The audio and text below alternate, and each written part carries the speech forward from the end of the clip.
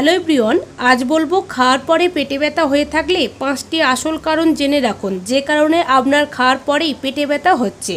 তবে অনুরোধ করব ভিডিওটা সম্পূর্ণ দেখার জন্য, তাহলে অনেক কিছুই জানতে পারবেন। তো চলুন জেনে নেওয়া যাক। আপনি যদি আমার চ্যানেলটাকে এখনও সাবস্ক্রাইব করে না থাকেন তাহলে এই ভিডিও নিচে লাল সাবস্ক্রাইব বোতামটি ক্লিক করে চ্যানেলটাকে সাবস্ক্রাইব করুন আর পাশে থাকা বেল আইকনটি অবশ্যই অন করে রাখুন। প্লিজ ফ্রেন্ড, এখনই সাবস্ক্রাইব করুন। পেটে ব্যথা এক মস্ত সমস্যা, বহু মানুষ প্রায় এই সমস্যায় ভোগেন। এবার পেটে ব্যথা 9 মাসে 6 মাসে একবার হলে তেমন কোনো সমস্যার আশঙ্কা নেই, তবে নিয়মিত এই সমস্যা দেখা দিতে শুরু করলে আপনাকে অবশ্যই হতে হবে সচেতন, কারণ এর পিছনে কয়েকটি গুরুতর সমস্যা থাকলেও থাকতে পারে। সাধারণত গ্যাস, অ্যাসিডিটির মতো সমস্যার জন্য পেটে ব্যথা হতে পারে। এছাড়া অনেক সময় খিদে পেলেও পেটে ব্যথা হয়।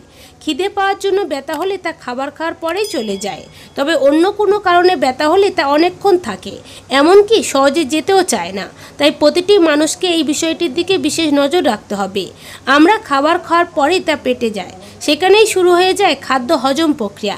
এবার নিয়মিত সেই অঙ্গে ব্যথা হতে শুরু করলে তো আপনাকে অবশ্যই হতে হবে সচেতন, কারণ এই সমস্যার প্রথমে চিকিৎসা না করলে তা গুরুতর দিকে পৌঁছে যেতে পারে। এবার অনেক মানুষের খাবার খাওয়ার পরপরই পেটে ব্যথা হয়। খাওয়ার পর পেটে ব্যথা মাঝে সাঝে হতে পারে, তবে অনেকের রোজই এই সমস্যা হয়। এইভাবে প্রতিদিন ব্যথা হলে বুঝতে হবে সমস্যা রয়েছে গভীরে। এই পরিস্থিতিতে ব্যথার কারণ খুঁজে বের করাটা জরুরি। এবার আসুন জেনে নেওয়া যাক এর পিছনে ঠিক কী কী কারণ থাকতে পারে। যেমন নাম্বার 1, বেশি খাওয়া। খেতে অনেকেই ভালোবাসেন। এবার অনেক ক্ষেত্রেই খাওয়ার সময় কিছু মানুষ পরিমাপের কোনো তোয়াক্কা করেন না, তবে খাওয়ার সময় এই বিষয়টির দিকে আমাদের অবশ্যই নজর দিতে হবে, কারণ আপনি বেশি খেলে পেট ব্লাডারের মতো বেড়ে যায়। এবার পেট বেড়ে যেতে শুরু করলে অস্বস্তি বা পেটে ব্যথা হতেই পারে। তাই প্রতিটি মানুষকে অবশ্যই নিজের পরিমাণ মতো খাবার খেতে হবে, তার বেশি খেলেই সমস্যা দেখা দেওয়ার আশঙ্কা তৈরি হয়। নাম্বার 2, দ্রুত খাবার খাওয়া। এখন আমরা সকলেই ব্যস্ত জীবন কাটাই, এই পরিস্থিতিতে দ্রুত খাবার খেতে হয়, কারণ দ্রুত খাবারটা শেষ করে দিতে পারলেই অনেক সমস্যা হয় সমাধান।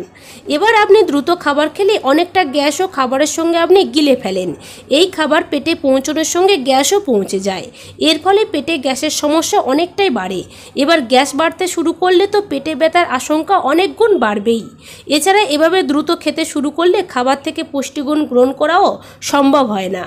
নাম্বার 3, বদহজম। আমাদের খাদ্য অভ্যাসে তো কোনো ঠিক ঠিকানা নেই। এই পরিস্থিতিতে কফি, অ্যালকোহল, ঝাল ইত্যাদি খাদ্য বদহজমের সমস্যা তৈরি করে।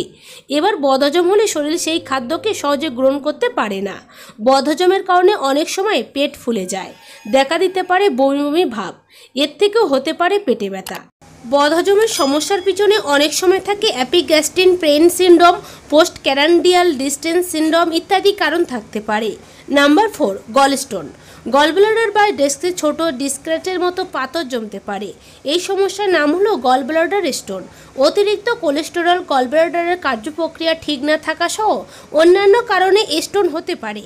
এবার গলস্টোনের কারণে খাওয়ার পর আপনার সমস্যা হতে পারে। সাধারণত উচ্চ ফ্যাটযুক্ত খাবার খাওয়ার কারণেই দেখা দিতে পারে এই সমস্যা। এবার এই গলব্লাডারের ব্যথা থেকে প্রদাহ তৈরি হতে পারে, তখন দ্রুত চিকিৎসার আয়ত্তায় আসতে হবে। নাম্বার 5, অনেক সময় নির্দিষ্ট খাবারের কিছু অংশ শরীর গ্রহণ করতে পারে না। এই কারণে শরীরে তৈরি হয় নানা ধরনের উপসর্গ। এক্ষেত্রে পেটে ব্যথা হলো অন্যতম উপসর্গ, তবে পেট ব্যথা ছাড়াও এক্ষেত্রে দেখা দিতে পারে পাতলা পটি, বমি, বমি বমি ভাব ইত্যাদি লক্ষণ দেখা দিতে পারে। সাধারণত বেশিরভাগ ক্ষেত্রে দুধ, দুগ্ধজাত খাবার, আটা ইত্যাদি খাবারে এই উপসর্গ দেখা দেয়। তো আশা করি নিশ্চয়ই বুঝতে পেরেছেন খাওয়ার পর আপনার কিসের জন্য পেটে ব্যথা হচ্ছে। এইগুলো মেনে চলুন, তাহলে অনেকটাই সুস্থ থাকতে পারবেন। ধন্যবাদ।